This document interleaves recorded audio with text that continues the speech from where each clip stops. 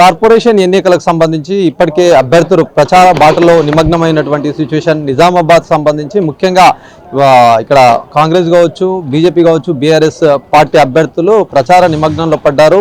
ఎవరికి వారే ఓటర్లను ప్రసన్నం చేసుకున్నటువంటి సిచ్యువేషన్. మాట్లాడదాం. బీజేపీకి సంబంధించినటువంటి అభ్యర్థి ఉన్నారు, మాట్లాడదాం. ఎట్లా ఉంది ప్రచారం, ఎట్లా నడుస్తుంది? ముఖ్యంగా బీజేపీ వర్సెస్ కాంగ్రెస్ అన్నట్టుగా ప్రస్తుతం ఒక చర్చ అయితే నడుస్తుంది. మీ పరిస్థితి ఎట్లా ఉంది? మీరు కీలక రోల్ పోషించారు ఇంతకుముందు, ఒక మేయర్ అంటే ఫ్లోర్ లీడర్గా ఉండి. ప్రస్తుతం ఎట్లా ఉంది, ఎట్లా నడుస్తుంది ప్రచారం? బీజేపీ వర్సెస్ కాంగ్రెస్ అస్సలు లేదు. బీజేపీ వర్సెస్ ఎంఐఎం మీ అందరికీ తెలుసు.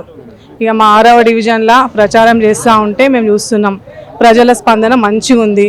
ప్రజలు ఒక ఆడబిడ్డలాగా ఆశీర్వదిస్తున్నారు.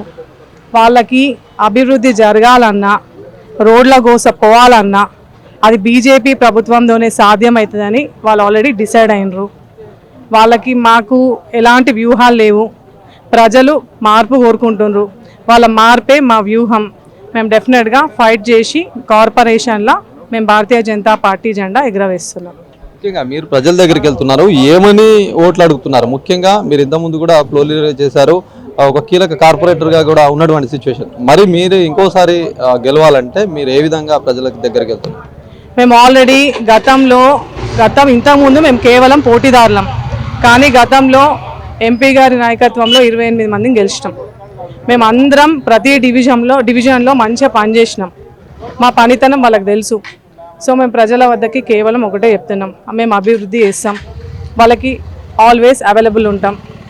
వాళ్ళు ప్రతిసారి వాళ్ళు మనకి ఫోన్ చేసినా, ఏది చేసినా, శానిటేషన్ పని కానీ, రోడ్లు కానీ, లైట్లు, వీధి దీపాలు కానీ, స్వీపర్ల విషయం కానీ, డ్రైన్ క్లీనింగ్ కానీ, ఇవన్నీ కూడా మేము అందరం రెగ్యులర్గా వేయించినాము. వాళ్ళకి అది చాలా అవసరం.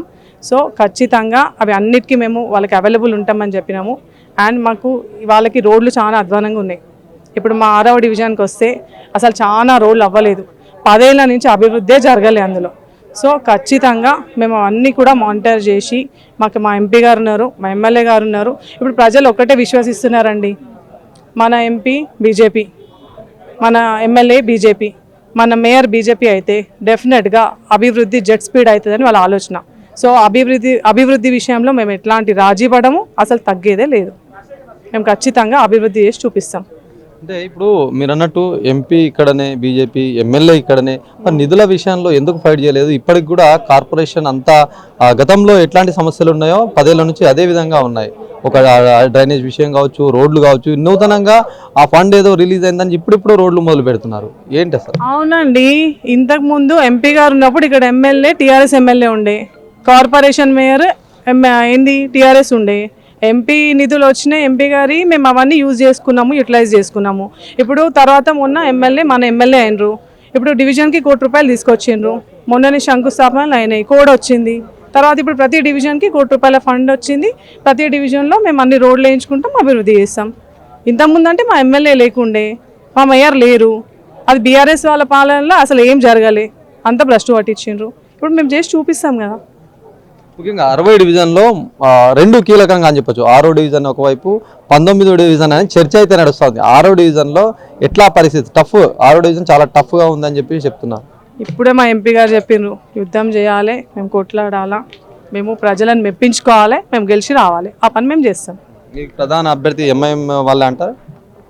అంతే, కాంగ్రెస్ పోటీదారులు గారు, మాకు పోటీదారులు కానీ గారు. మీకు కూడా తెలుసు ఆ విషయం. మీరు పదే ఎందుకు నాదని చెప్పించుకుంటారు? గెలుపు ధీమలో అంటే మీరు ఖచ్చితంగా గెలుస్తామని ఒక ఆశాభావం వ్యక్తం చేస్తారు. ఫోకస్ ఒక్కటే, మున్సిపల్ కార్పొరేషన్లో మా భారతీయ జనతా పార్టీ జెండా ఎగురవేయడం. డెఫినెట్గా మేము ఎగురవేస్తాం. ముఖ్యంగా ఈ ఏదైతే మేయర్ పీఠం ఒకవేళ బీజేపీ కైవసం చేసుకుంటే మీరే బరిలో ఉన్నట్టుగా చర్చ అయితే నడుస్తుంది. దీనికి మీరేమంటారు?